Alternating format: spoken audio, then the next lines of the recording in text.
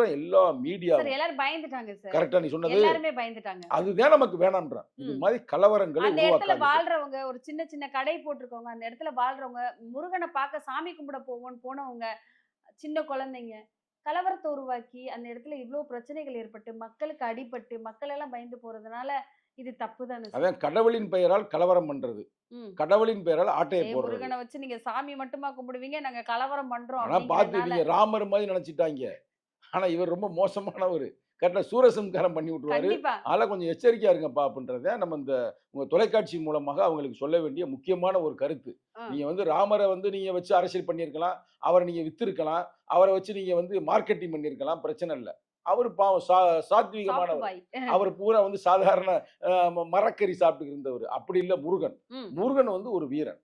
முருகன் என்றாலே வீரன் தான. ஆமா. முருகன் என்றாலே அழகு தான. முருகன் என்றாலே ஒரு அன்பானவர் தான.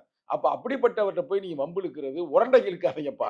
கரெக்ட்டா நம்ம மதுரை பாஷையில சொன்னா மதுரைக்காரங்க சொல்ற என்ன சொல்றோம்னா, நீங்க உரண்டை இழுக்காதீங்க முருகன்ட்ட போயி, உங்கள வந்து அம்ப வச்சே போட்டுருவாரு. அது பேர் என்ன? வேலு, வேலு. வேலு. அ. வேல வச்சு காலி பண்ணி விட்டுருவாரு. இது அதனால இது கவனமா முதல் இருங்க. தடவை இல்ல சார். இது 2வது தடவ. போன தடவையும் இந்த சிக்கந்தர் சாவடியில முஸ்லிம்ஸ் போறவங்க வந்து கறி வெட்டுறாங்க, கறி சாப்பிடுறாங்க அப்படின்னு சொல்லிட்டு, திருப்பரங்குன்றத்தையும் சிக்கந்தர் சாவடி வச்சு ஒரு கலவரம் ஏற்படுத்துற அளவுக்கு போயி, அது பெருமளவு பேச்சு பொருளாகி, பேசி அது அப்படியே சாந்தமாயிருச்சு. மறுபடியும் ஒரு மெயினான ஒரு ஃபங்ஷன். ஒரு குட்டி தீபாவளின்னு சொல்லலாம். கார்த்திகைன்றது குட்டி ஆமா, உண்மதான். தீபாவளி மாதிரி. அப்படி ஒரு விசேஷம் நடக்கும்போது, இந்த மாதிரியான ஒரு கலவரத்தை ஏற்படுத்தி, மக்களுக்குள்ள ஒரு பயத்த கொண்டுட்டு வந்திருக்காங்களே சார், இதுக்கு அரசாங்கம் என்ன மாதிரியான இல்ல நடவடிக்கை அரசாங்கம் வந்து இந்த இடத்துல வந்து நல்ல நடவடிக்கை கரெக்ட்டா எடுத்திருக்கு. இப்ப ம். தலைவர் அதுக்கு ஒருபடி மேலே சென்று அவர் என்ன சொல்றாருன்னா, கைது பண்ணுங்கன்றாரு. கைது பண்ணிரணும். நீதிமன்றத்துக்கு அவர போற வரைக்கும் ஏன் விட்டுருக்கிறீங்க? அவன் வந்து இப்ப வந்து 144 போடுறதுக்கு ஒரு கலெக்டருக்கு இது இருக்கு. ஏன்னா நீ சரி, போய் எனக்கு தெரிஞ்சு தேவர் செய்திக்கு 144 போடுவாங்க சார். ஏதாவது பிரச்சனை வந்துறக்கூடாது. எல்லாம் ஓடி போயிரணும். ஸ்கூல்ல எல்லாம் ம். விட்டுறணும்னு சொல்லிட்டு.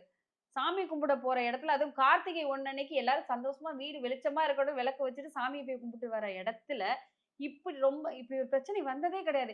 இப்படி ஒரு பிரச்சனை ஏற்படும்போது, சரி இவங்களெல்லாம் வந்துட்டு அரசாங்கம் எந்த அளவுக்கு தண்டிக்கணும்? உங்க தலைவர் இல்ல சொன்ன எங்க மாதிரி தலைவர் சொன்னது வந்து உண்மையிலேயே தமிழக முதல்வர் தளபதி ஸ்டாலின் அவர்கள், உண்மையிலேயே வந்து ஸ்டாலின் என்றாலே இரும்பு மனிதர் என்ற அர்த்தம். அந்த ஸ்டாலினுக்கு. ம். Soviet Soviet union. யூனியன் ம். த ஸ்டாலின். அது மாதிரி நீங்களும் இந்த விஷயத்துல எந்த வகையான இரக்கமும் காட்டாமல், தூக்கி அவங்க யார் யாருன்னு 4 பேர் நானே என்னால சொல்ல முடியும். ரைட்டா? தூக்கி உள்ள போடுங்க.